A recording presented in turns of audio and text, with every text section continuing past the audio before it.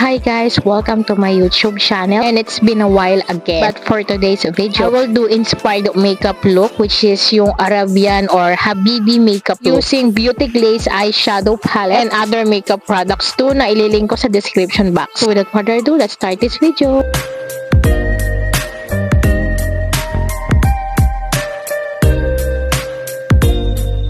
So guys, na-skin prep ko na yung face ko. Next is mag-a-apply na ako ng base makeup. To start up, naglagay ako ng CC Primer, yung color green. And as you see guys, ang ganda niya kasi nakaka-brighten talaga siya ng face. Next from CC as well, maglalagay ako ng concealer. And this is how I do it. Carved top brow, carved bottom brow on the side, middle, forward of the lid, forehead, bridge of the nose, cupid bow, chin, concealer on inner corner, concealer on outer corner, bind together, and other side. Concealer below jawline, cream contour on forehead, cheekbone, jawline, side of nose, eye crease, and other side. Blending from top to bottom, forehead, eye, nose contour, under eyes, cheekbones, cupid's bow, and chin. I got the base makeup hack from TikTok. Next is mag-a-apply ako ng foundation. I am using Minimally Cream Foundation. I'm in the shade number 3. I also have a separate video on how I reviewed this product. Maglalagay ako ng link sa description box. So base makeup is done. Now apply liquid blush from Easy & Co. Then eyebrow pencil from Everbelena. Then set it using a powder from Pond's Pinkish Glow. Let me prep my lips by using this Kim Muse Lip Plummer Lash Gloss. And grabe guys, anday mo lang 3 to 5 minutes para ka na naka-lip filler. Medyo mahapli lang siya pero tolerable. Now let's go to eyeshadow. So I will be using Beauty Glaze Mix and Match eyeshadow palette plus my new eye makeup brush na inspired from Happy Skin. For base eyeshadow, I will use this warm brown using eyeshadow blending brush.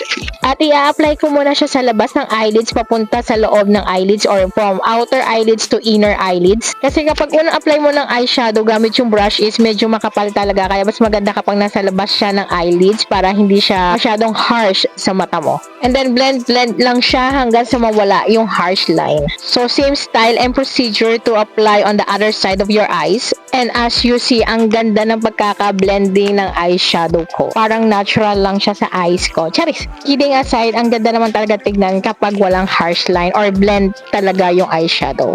Kaya kung balak mo lagi mag-makeup, syempre mamuhunan ka rin ng magandang tools like makeup brushes. And guys, lahat ng product na ginamit ko dito, meron yan sa aking Ecomobi or TikTok shop. Ilalagay ko yung link sa description box. Next is maglalagay na ako ng pinaka-eyeshadow. This time, papalitan ko yung brush ng angled blending brush like this. Then, I will use dark brown para magkaroon ng depth yung aking base eyeshadow. Same in the base eyeshadow. Apply first from outer eyelids to inner eyelids para mas mukhang depth siya doon sa pinakadulo ng eyelids. Then, blend para walang harsh line. And saka kukunin itong black eyeshadow, tap the brush, and then apply again from outer eyelids to inner eyelids. Blend again until it becomes seamless or walang harsh line. Then, yung sa outer eyelids, blend mo siya ng pataas or palifted para may susundan ka na for your eyeliner.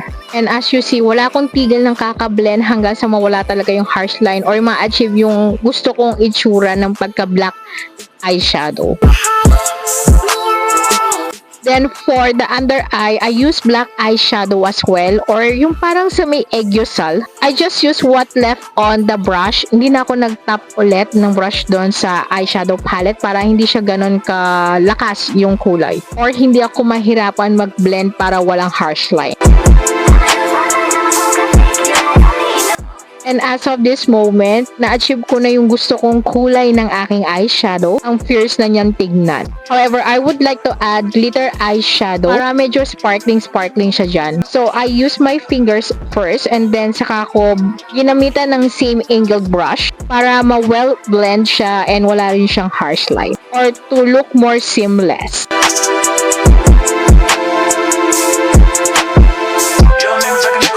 And finally, this is the complete eyeshadow makeup look. Eyeshadow pa lang yan, hindi pa complete eye makeup look yan. Kasi I need to repeat the same style or procedure dun sa kabila kong mata. Bago ko lagyan ng tight line, waterline, at saka eyelashes or magmaskara ng lashes. Kaya for now, magbe-blend muna ako ng eyeshadow dito sa kabila kong mata.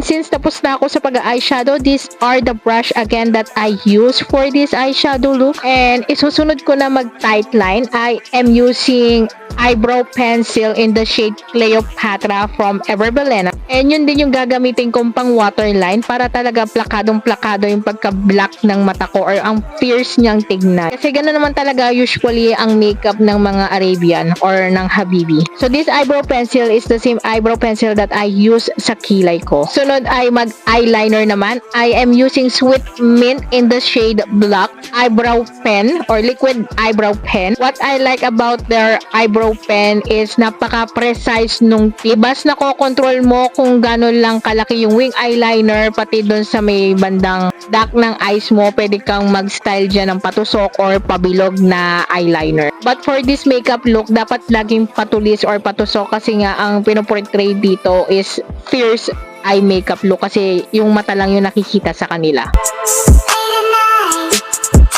Sunod ko na dito is nag-curl na ako ng aking eyelashes. And I will be using Vice Co collaboration with Anclutz Mascara. My eyelashes, mahaba na yan. Eh, mas papahabain ko pa using this mascara. Pati doon sa lower lashes. Then, I also use this mascara as my eyebrow gel. Para magmukhang bushy yung aking kilay. Or yung aking eyebrows. Saka ko nalalagyan ng Shidi Shangkin false eyelashes and I am using Wednesday style. Yes, kasi yung pangalan nila sa style nila is weekdays. O diba, bas lalo nagkabuhay yung mata ko. Napaka-essential talaga ng false eyelashes lalo kapag plakado ang eye makeup look mo. Kaya ito ang laging sinasabi, your makeup is incomplete without false eyelashes. Alright, so a little tutorial on how to apply the false eyelash. Kalagay mo ng glue, syempre papatuyin mo muna ng konti. Then girl, ididikit mo muna siya sa gitna para meron kang base kung saan mo siya babatakin mula sa dulo sa dulo. Mas madali mo na siyang maayos kapag sa gitna mo dinikit. Then, syempre maglalagay pa ako ng additional tight line kasi ayoko ng parang may bakante doon or parang hiwalay. And I am using Sweet Mint liquid eyebrow pen in the shade Black. Meron kasi din ako netong brown. And finally, this is already a complete eye makeup look. Hindi pa nga ganun kakapal yung pagkaka-makeup ko pero okay na rin yun. Kasi ito din ang makeup ko mamaya sa office. Next, powder contour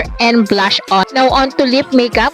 I-wipe out ko muna yung Kimuse Lip Plumber na nilagay ko. And as you see guys, grabe, kumapal na talaga yung aking pwede ko na ilagay yung lip makeup na gusto ko. I know yung Habibi look, usually ang ginagamit nila is nude lipstick. But then again, sabi ko, inspired makeup look lang to. Kaya mas gusto ko gumamit ng red lipstick. So, I apply first yung lip line, then smudge lang siya ng konti para medyo mukhang mob wife lip makeup look. By the way, I am using Vice Cosmetics Kavogue lip liner.